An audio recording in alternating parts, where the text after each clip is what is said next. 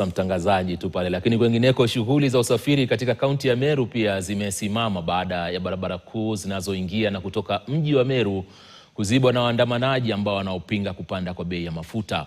Maandamano yao, mtazamaji, yanaongozwa na madereva pamoja na waendesha bodaboda wenye hasira, ambapo yamesababisha usumbufu mkubwa katikati mwa mji huo, huku usafiri wa umma na vile binafsi ukiathirika pakubwa.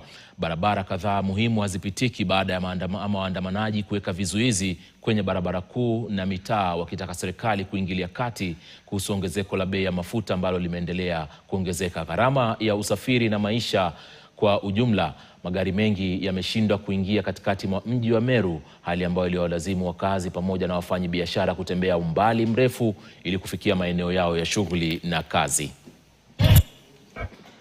Ruto ametuzoea sana, sasa anapandisha kila kitu, gavana hata tujali.